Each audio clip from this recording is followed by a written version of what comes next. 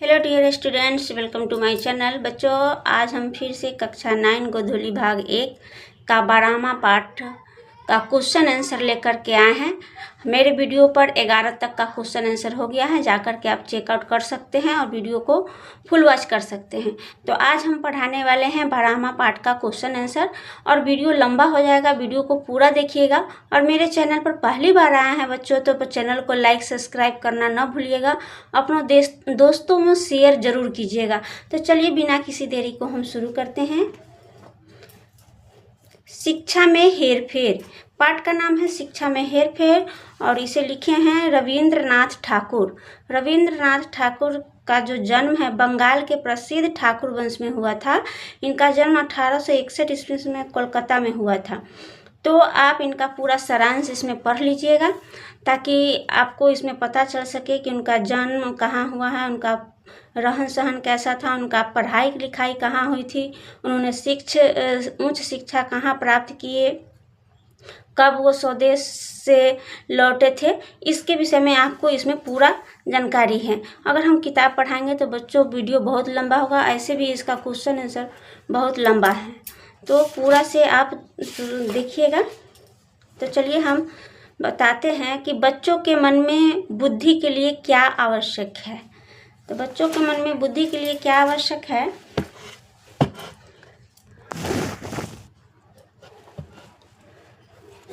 साहित्यकार रविंद्रनाथ टैगोर का कथन है कि जो काम से कम जरूरी है वही तक शिक्षा को सीमित किया जाए तो बच्चों के मन की वृद्धि नहीं हो सकेगी। आवश्यक शिक्षा के साथ स्वाधीनता के पाठ को पिलाना होगा, अन्यथा बच्चे की चेतना का विकास नहीं होगा। ठीक है। दूसरा क्वेश्चन कह रहा है कि आयु बढ़ने पर बुद्धि की दृष्टि में वह सदा बालक ही रहेगा, कैसे? तो रविंद्रनाथ टैगोर ने यहाँ बड़े ही सूक्ष्म दृष्टि से समझाने की प्रयास किया है कि बुद्धि की दृष्टि से वह सदा बालक ही रहेगा। ठीक है, बुद्धि की दृष्टि से। तीसरा क्वेश्चन है,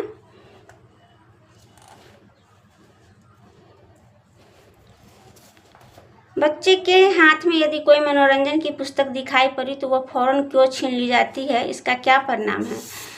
तो प्रयुक्त प्रश्न के आलोक में विद्वान साहित्यकार रविंद्रनाथ टैगोर ने बताया है कि हमारे बच्चे के व्याकरण, शब्दकोश, भूगोल के अतिरिक्त और कुछ नहीं मिलता। उनके भाग में अन्य पुस्तकें नहीं है। दूसरे देश के बालक जिस आयु में अपने नए दांतों से बड़े आनंद के साथ गन्ने चबाते हैं, उसी आयु में हमारे बच्चे स्कूल की बेंच पर अपनी पतली टांगों को हिलाते हुए मास्टर जी के बेंत हजम करते हैं, और उसके साथ उन्हें कड़वी गालियों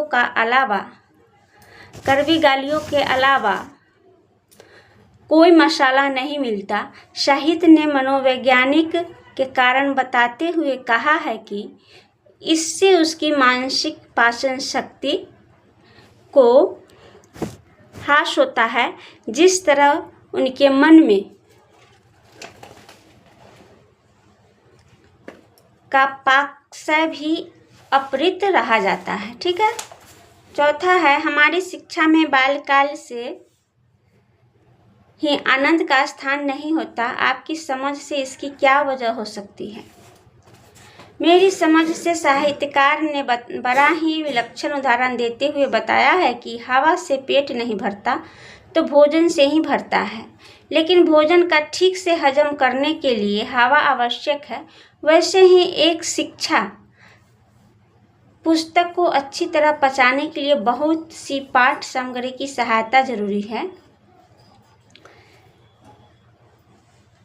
आनंद के साथ पढ़ने रहने से पठन शक्ति भी अलिखित रूप से बढ़ती है। सहज स्वाभाविक नियम से ग्रहण शक्ति, धारणा शक्ति और चिंता शक्ति भी संबल होती है। बच्चे जूम कर करके आप लोग लिख सकते हैं। 5वां क्वेश्चन है, हमारे बच्चे जब विदेशी भाषा पढ़ते हैं तब उनके मन में कोई स्मृति जागृत क्यों नहीं होती?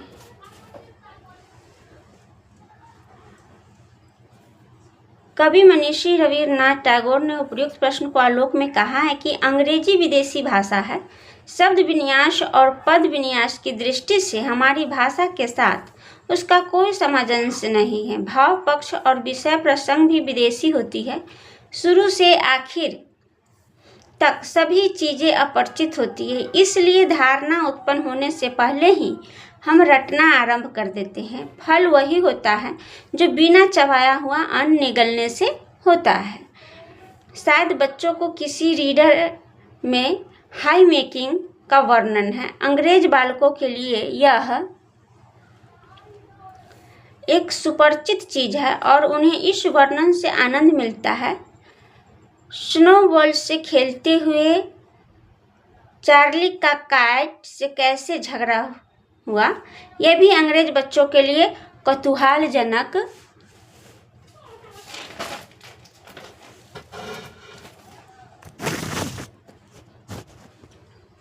घटना है। लेकिन हमारे बच्चे जब विदेशी भाषा में यह सब पढ़ते हैं तब उनके मन में कोई स्मृति जागृत नहीं होती, उनके सामने कोई चित्र प्रस्तुत नहीं होता।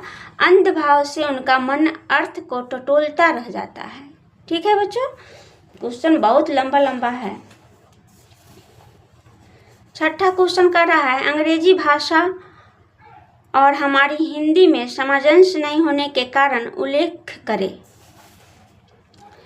साहित्यकार ने उपयुक्त प्रश्न के आलोक में गहरी अनुभूति का अध्ययन कर हमें बताया है कि अंग्रेजों और हिंदी में सामंजस्य क्यों नहीं। उन्होंने कहा है कि ऐसे शिक्षक हमें शिक्षा देते हैं जो अंग्रेजी और हिंदी में सामंजस्य क्यों नहीं है। उन्होंने कहा कि ऐसे शिक्षक हमें शिक्षा देते हैं जो अंग्रेजी भाषा, भाव, आचार, व्यवहार, साहित्य किसी से भी परिचित होते हैं और उन्हीं के हाथों हमारा अंग्रेज के प्रथम परिचय होता है। वे ना तो स्वदेशी भाषा अच्छी तरह से जानते हैं ना अंग्रेजी। वे बच्चों को पढ़ाने की तुलना में मन बहलाते हैं और इस कार्य में पूरी तरह सफल होते हैं। साहित्यकार का कथन है कि यदि बालक के एक ही संस्कृति में रहते तो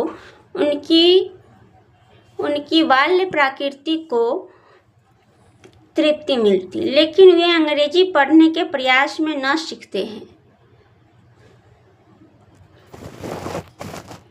न खेलते हैं, न प्राकृतिक के सत्य राज में प्रवेश के लिए उन्हें अवकाश हो सकता है।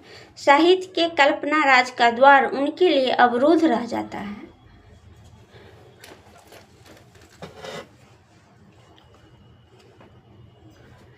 लेखक के विदेशी भाषा के व्याकरण और शब्दकोश में जिसमें जीवन नहीं, आनंद नहीं, अवकाश या नवीनता नहीं, जहाँ हिलने डुलने का स्थान नहीं, ऐसी शिक्षा की सूक्ष्म कठोर संकीर्णता से में बालक कमी मानसिक शक्ति, चित्र का प्रसार या चरित्र की बलिष्ठता प्राप्त कर सकता है। लेखक ने अंग्रेजी भाषा और हिंदी में सामंजस्य नहीं होने के अनेक कारणों का गिनाया है जो सटीक है।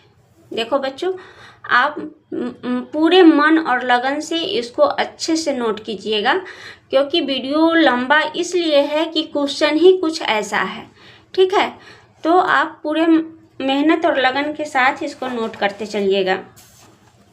सातवां क्वेश्चन कर रहा है, लेखक के अनुसार प्रकृति के स्वराज में पहुंचने के लिए क्या आवश्यक है। तो लेखक ने प्रकृति के स्वराज में पहुंचने के लिए जो उपाय सुझाया है वह सारगर्भित है। उन्होंने कहा कि यदि बच्चों को मनुष्य बनना है तो यह क्रिया बाल काल से ही आरंभ हो जानी चाहिए। शैशव से ही केवल स्मरण शक्ति पर बल न देकर उसके साथ ही साथ चिंतन शक्ति और कल्पना शक्ति को स्वाधीनता रूप से प्रचालित करने का उन्हें अवसर भी दिया जाना चाहिए। ये भी लंबा क्वेश्चन है। हमारी नीरस शिक्षा में जीवन का बहुमूल्य समय व्यर्थ हो जाता है। हम बाल्यावस्था से किशोर से यौवन में प्रवेश करते हैं। शुष्क ज्ञापन का बोझ लेकर सरस्वती के साम्राज्य में हम मजदूरी ही करते रहते हैं। मनुष्य का विकास नहीं होता। प्रकृति के स्वराज में पहुंचने के लिए लेखक ने रहन सहन, संस्कृति, आचार विचार, घर गृहस्थी इत्यादि बातों का समुचित ज्ञान होना आवश्यक बताया है। तभी हम प्राकृतिक का स्वराज में पहुंचकर आनंद ले।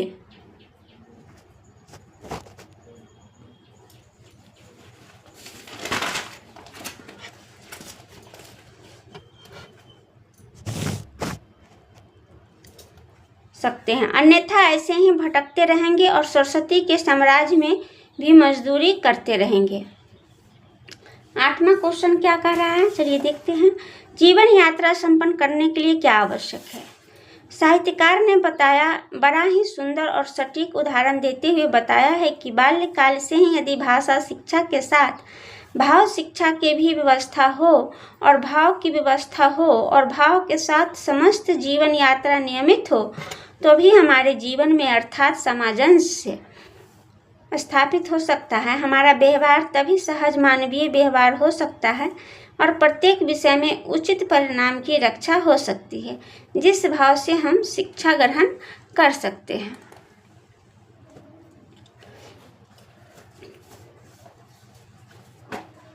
नौवां है, रीतिमय शिक्षा का क्या अभिप्राय है?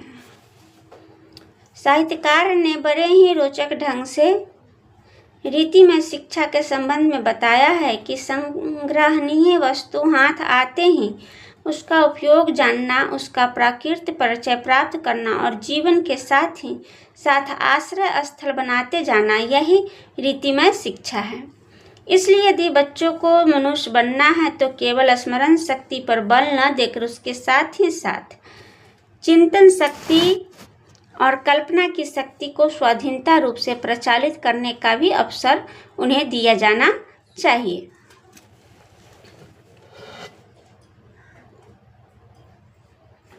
दसवां क्वेश्चन कह रहा है, शिक्षा और जीवन के एक दूसरे का परिहास किन परिस्थितियों में करते हैं?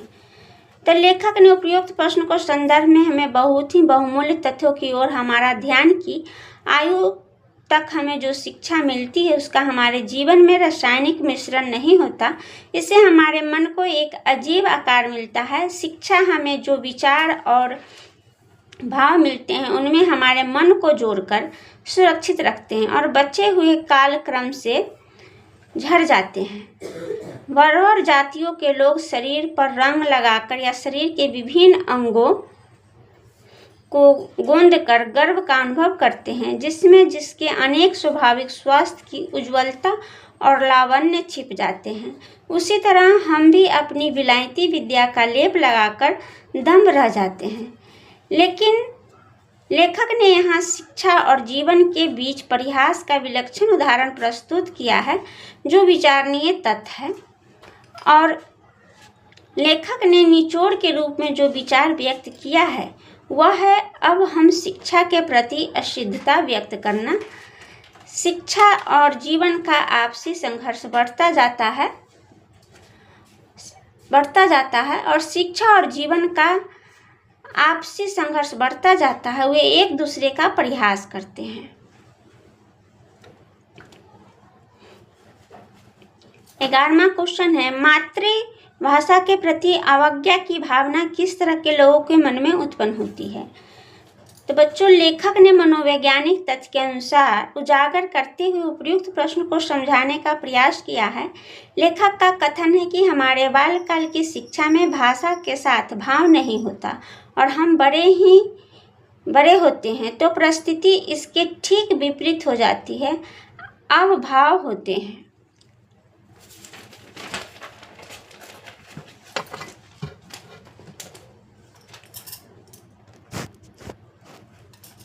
लेकिन उपयुक्त भाषा नहीं होती। भाषा शिक्षा के साथ साथ भाव शिक्षा की वृद्धि न होने से यूरोपीय विचारों से हमारा यथार्थ संसर्ग नहीं होता और इसलिए आजकल बहुत से शिक्षित लोग यूरोपीय विचारों के प्रति अनादर व्यक्त करने लगे हैं।